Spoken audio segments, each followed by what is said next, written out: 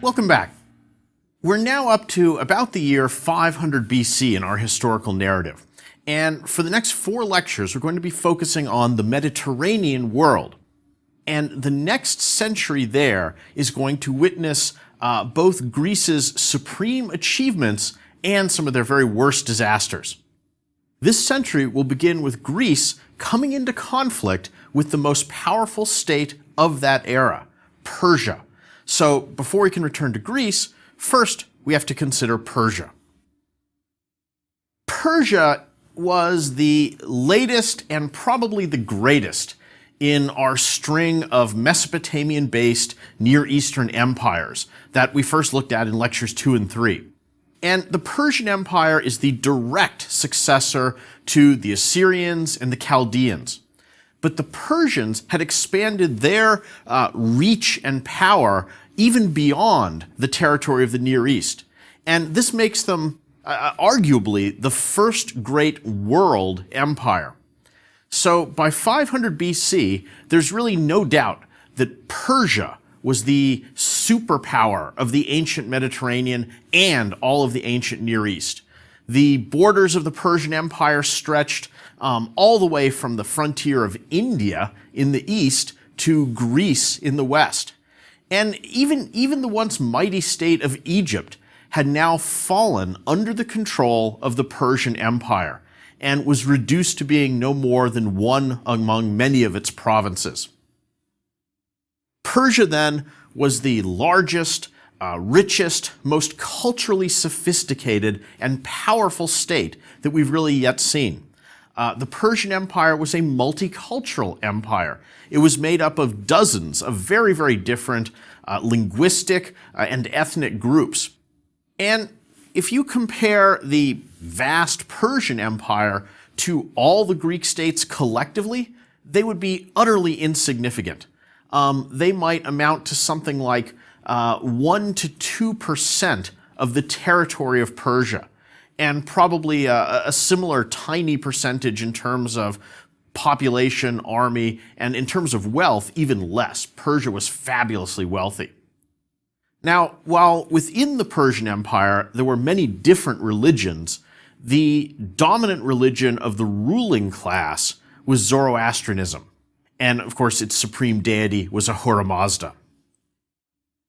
Following the long-standing model of Mesopotamian states, the political structure of the Persian Empire was an absolute kingship. And the Persian king liked to call himself by the, I suppose, somewhat grand but justified title, the King of Kings.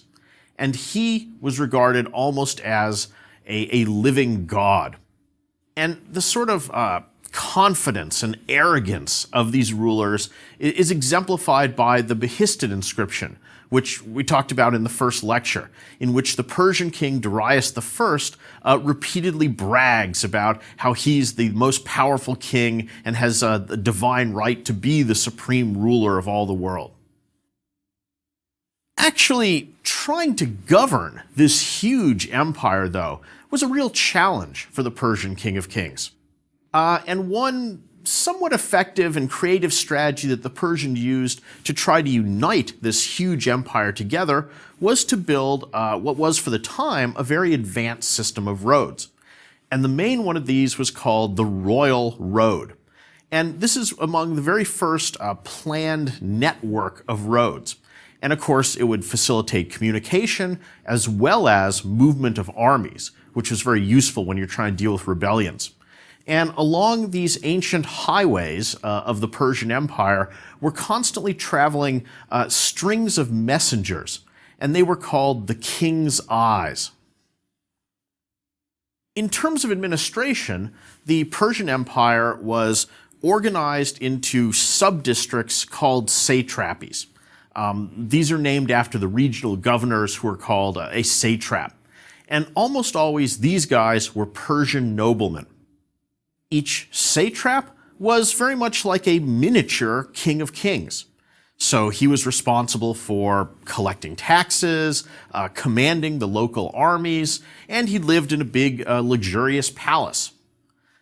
The biggest weakness of the Persian Empire was frequent revolts by the conquered peoples and sometimes by satraps.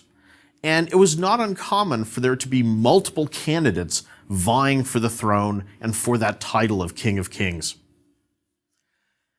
In 500 BC, the King of Kings was the Darius of the Behistan inscription. And he had emerged as the victor in exactly one of these internal civil wars. And the story how he ended up with the throne is kind of a nice one. Supposedly there had been 6 rivals for the throne, and in order to avoid having a destructive civil war, the 6 men all agreed to let the gods pick the next king. And so they did this by gathering together before dawn, and they agreed that the first man whose horse whinnied after the sun rose would be the next king. Well, Darius's groom came up with a nice trick to ensure his candidate would win. So just after dawn, he exposed Darius's stallion to a rag that had been infused with the smell of a female horse and heat, and this of course naturally caused the stallion to whinny very vigorously, and so Darius became the King of Kings. The Greek Ionian cities, those cities along the coast of Asia Minor, had been conquered by Persia. But in 499, maybe influenced or encouraged by all these new ideas being formulated by the Ionian rationalists, the Ionian cities revolted against the Persian Empire to try and gain their freedom. And when they did this, they appealed for help to the cities of mainland Greece. And most of the mainland Greek cities refused. But Athens sent 20 ships to help them out. Now, initially, the Ionian revolutionaries had quite a bit of success. They even captured and burnt down Sardis, which was the capital city of the local satrap. Darius, though, eventually brought in the main army, crushed the rebellion, and restored order, although it took him a couple years. And in the process of doing this, he became aware of the help that Athens had given to these revolutionaries. And this deeply offended him. He viewed it as foreigners meddling in internal Persian affairs. And up to this time, it seems like he had really never paid much attention to the Greeks. They were really just a insignificant, tiny race of people on the very fringes of his empire. And they were hardly worth noticing. But now, at least from his perspective, these puny little upstarts had had the temerity to interfere in Persian affairs. So Darius decides he has to teach them a lesson. He gathers an army, small by Persian standards, and sends it to crush the Greeks. Now, on the Greek scale, this was a huge army. And the Persian forces landed on the mainland of Greece in 490 BC. And they camped on a level stretch of land just outside of Athens called the Plain of Marathon. One of the most influential leaders in Athens at this time was Miltiades. And he was actually from an aristocratic Ionian family who had fled to Athens as refugees, trying to escape from Persia's grasp a little while previously. The Athenians realized that they needed help to try and fight the Persians. And so they sent their very fastest runner dashing down to Sparta, who of course had the best warriors, the best hoplites in Greece. And supposedly this runner ran the 150 miles from Athens to Sparta in just 2 days. Now, the Spartans were always inclined to be isolationist. So they used the excuse that they were in the middle of celebrating a religious festival to say that we're sorry, our army really can't get there in time. This left the Athenians alone to face the mighty Persians, with only a couple other relatively minor Greek states as allies.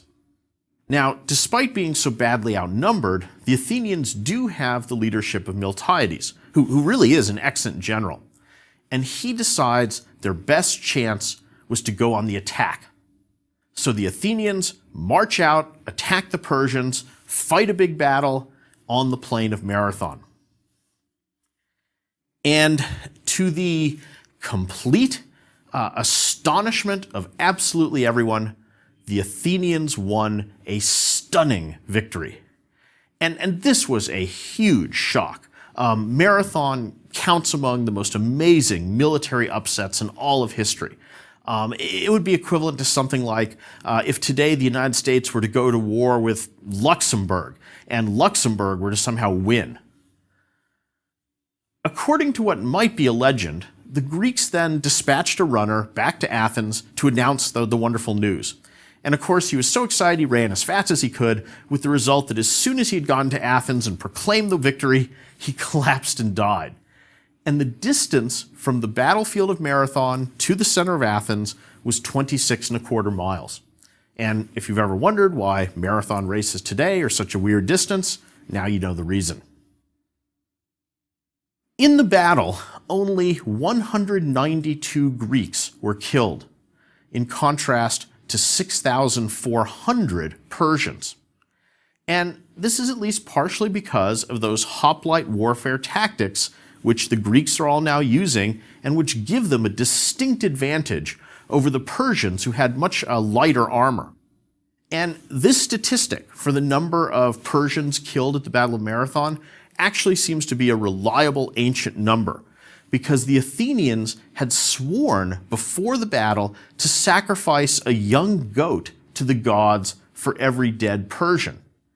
Now, their unexpected success far exceeded the number of young goats available in Athens.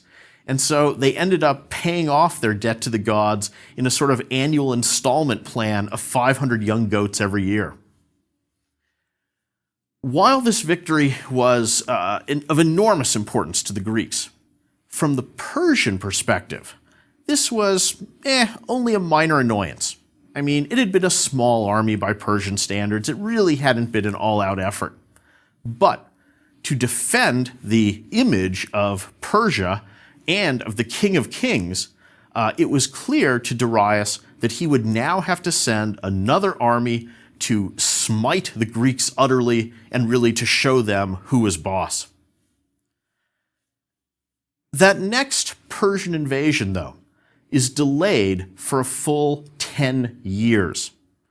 Various things distract the King of Kings, Egypt revolts, and Darius himself dies. And this sparks yet another round of civil war to see who would be the next King of Kings. So Athens and Greece get a crucial 10-year breathing space in which they can prepare for the return of the Persians. Now, everybody knows the Persians are coming back, and they know that this time Persia will come with its full force and will be looking to get revenge. In this intervening period, Athens has another stroke of luck, because right around this time, they discover a particularly rich silver mine. And initially, Athens had planned to simply take the income from those mines and distribute it equally among all the citizens, sort of like a dividend. But an Athenian leader named Themistocles, who was completely obsessed with the idea that Athens had to get ready for the next Persian invasion, gives a whole bunch of speeches, and he manages to persuade the Athenians instead to invest that money in building a fleet of 200 warships. These are known as triremes. And a trireme was a very long, narrow ship. It's propelled by about 100 guys pulling oars, and it has about 20 hoplites on it. And the main battle tactic of these ships was to smash into an enemy ship with a big bronze ram that projected from the front of the trireme. Themistocles, by the way, was a little bit obsessive about this whole need to get ready for Persia's return, to such a degree that when he has a daughter born during this period, the name he inflicts on this poor girl was the phrase, "Remember the war," in Greek. This was also the period when ostracism gets instated at Athens, and the most frequently appearing name on ostraka is Themistocles himself, even though he seems to have avoided ever being the top vote getter, and so he's able to remain at Athens. Miltiades, the hero of Marathon, is not so lucky, and he finds himself being put up and prosecuted on charges that are really trumped up. They accused him of deceiving the people. And they have a long trial for him, and it drags on. And in the end, the trial never reaches a conclusion because just before it had begun, he had suffered an injury, and that wound becomes gangrenous, and he died, which is really a kind of inglorious end to someone who is a true Athenian hero. Finally, in 480 BC, the long-awaited event happens. The Persians come back. The new king of kings is named Xerxes, and this time he arrives leading his army in person. And this was plainly an enormous force. Our ancient sources say 1 million men. Now, that's almost certainly an exaggeration, but without doubt it was big, and it was many, many, many times larger than all the Greeks combined. This Persian juggernaut comes rolling down from the north, and the northern Greek states are quickly captured. In this emergency situation, the Greeks turn to their long-standing source of advice whenever confronted with some sort of disaster, and they send a delegation to the Delphic oracle to seek the advice of the gods. And initially, they aren't very encouraged when the delegation enters the temple and the priestess who actually delivers the oracles responds by screaming, "Run away to the ends of the earth," and then she runs out of the temple. The delegation, though, sat down in the temple and said, "We're not going to leave until we get a better oracle." So finally, the priestess comes back and gives them a second oracle. And the second one is, "Trust in the wooden walls." And after receiving this rather ambiguous advice, they leave. And nobody can quite figure out what this prophecy meant. So for a while, they just ignore it. Meanwhile, northern Greece has been captured by the Persians.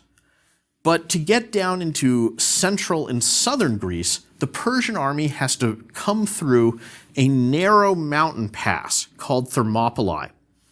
And this presents an opportunity for the Greeks. In that narrow funnel formed by the pass, it doesn't matter how many Persians there are, because only a few can fit in there to fight at any one time. So they decide to fight the Persians at Thermopylae. And this is a pretty good plan when you're severely outnumbered. Unfortunately, a local shepherd reveals to the Persians a sort of secret path that gets around and will allow them to come up behind the Greeks. So Xerxes immediately sends his elite regiment, a group of 10,000 men called the Immortals. And they're called that because there's never a vacancy in their ranks, and they go around that secret path to attack the Greeks from behind. The Greeks see them coming, and they know they're going to be trapped, so they have to retreat. But somebody has to stay behind to hold off the Persians long enough for everybody else to escape. Now, the Spartans had suffered a little bit of shame for the last 10 years because they had failed to participate in the great victory at Marathon. So now the Spartan king, Leonidas, promptly volunteers that he and his 300 Spartans will hold the pass, even though they're almost certain to be killed. And a famous image of bravery is this small band of 300 Spartans left behind, waiting for the Persians to come attack. And as they wait for battle, as is their tradition, they carefully comb each other's hair and they rub scented oils into it. And when the attack finally begins, the Persians fire so many arrows that supposedly one Spartan says to another, "Look, there's so many arrows, they're blocking out the sun." And in what's a perfect display of Spartan bravado, the second Spartan just says, "Well, good, then we can fight in the shade." The Spartans do manage to heroically hold off the Persians long enough for all the other Greeks to escape. But in the end, they're overwhelmed and they're all killed. Nevertheless, the Battle of Thermopylae becomes famous as maybe the classic example of Spartan bravery. The Persians then come down into central Greece, and the Greeks are forced to keep giving ground and retreat. And even Athens has to be abandoned. So the Persians sack and burn the city. Now at this point, the debate heats up about how to interpret that Delphic oracle about the wooden walls. Some people say they should build a big wooden wall across the narrow isthmus of Corinth and maybe fight from behind it.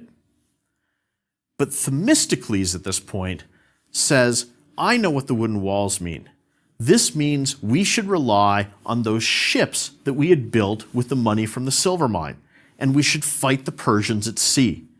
So he persuades the Greek fleet to gather together near an island called Salamis, and here he hopes to repeat that Thermopylae strategy, since even though the Persian fleet outnumbers the Greek, only a small number of ships could enter the straits between Salamis and the mainland at any one time. So it's a Thermopylae on the waves.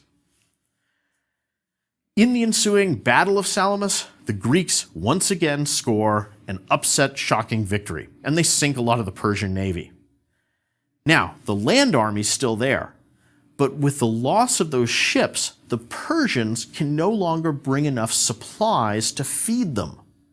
So Xerxes, along with most of the army, is forced to go back to Persia. Well, after this defeat of the second Persian invasion in 480, Greece now is left with a new sense of the power that they have when they act with unity. The combined naval strength of Athens, the land army of Sparta, and the contributions from all the other Greek states had proven to be a powerful military force. Despite all these victories, Persia is still the great superpower. I mean, the core of their empire is completely untouched. So the Greek states now join together to form what we would call a mutual defense league. And this alliance is called the Delian League because it has its treasury located on the sacred island of Delos. And this is where delegates from each of the members would come together to hold their meetings. The Delian League begins as a union of equals. Each Greek state has one vote, and all of them contribute money or ships as they're able to the treasury. To seal the agreement, all the members of the Delian League swear a solemn oath, and then they throw lumps of iron into the sea. And this signifies that they'll never break this agreement until those lumps rise from the water, which of course is impossible. As the state with by far the biggest navy, Athens naturally assumes somewhat of a leadership role in military campaigns, even though technically all states have equal status in the league structure. After the Persian Wars, Sparta has gone back to Sparta and retreated into its usual policy of isolationism, and so they never actually even joined the league at all. Soon, though, that Greek unity, which has brought these spectacular successes against Persia, starts to erode and break down. So, for example, in a famous incident in 467 BC, the island of Naxos says that, well, since it looks like the threat from Persia is gone, we want to withdraw from the Delian League. But Athens won't let them. And Athens now blockades the island of Naxos, forcing them to surrender. Naxos is reinstated as a member of the League, but with the crucial change that from then on, they're disarmed. And instead of supplying troops or ships, they pay tribute money to the League's treasury. Now, this incident sets an unfortunate precedent. It shows that Athens will use military force against its own allies. And it also starts a trend that other states pay money, and that money now gets used by Athens to build up its own military forces. So what starts out as a mutual defense league of equals is slowly transformed into what we call the Athenian Empire, in which subject states are forced to pay tribute money to Athens. And the new reality of the Athenian Empire is made very, very clear to everyone when Athens finally drops any pretense at all that Delos is the center of the league, when they move the treasury from the neutral territory of Delos to Athens itself. Another indication that Athens was now more afraid of its own subject states than any foreigners is the fact that Athens constructs a series of walls. These are called the Long Walls, and they connect Athens to its port of Piraeus, a couple miles away. And this act ensures that as long as the Athenian fleet can control the sea, no enemy could surround Athens and starve it into submission. Even though Athens is still a democracy, there are leaders in the city, and Athens at this time flourishes under the influence of a particularly wise politician named Pericles. He's the one who guides the Athenian Empire to great political success and economic prosperity. And the mid-5th century BC is a time that we refer to as the Golden Age of classical Athens. This is a time when Pericles directs a lot of that tribute money towards cultural endeavors. And Athens embarks on a frenzied building program, building temples and subsidizing sculptors and artists. And a lot of the greatest achievements in Greek sculpture, architecture, and theater take place during this era. And we'll look at some of these cultural achievements in the next 2 lectures. Athens' behavior, though, is becoming more and more arrogant and really openly imperialistic. And so the other Greek states, naturally, are beginning to get quite resentful. There's a whole series of little incidents that have ratcheted up the tension between Athens and particularly Sparta. And as a result of this, a loose coalition of Greek states centered around Sparta forms in opposition to Athens. And that group is called the Peloponnesian League. If we look at the atmosphere in Greece in the 440s and 430s BC, it's really reminiscent of the Cold War in the 1950s and 60s. So instead of NATO in the Warsaw Pact, the Greek world is divided between the Athenian and the Peloponnesian leagues. And while there's no overt fighting between Athens and Sparta, there's a lot of tension and there's little skirmishes between their allies and their proxies. Also, just like the Cold War, is the fact that there are dramatic ideological differences between the 2 leagues.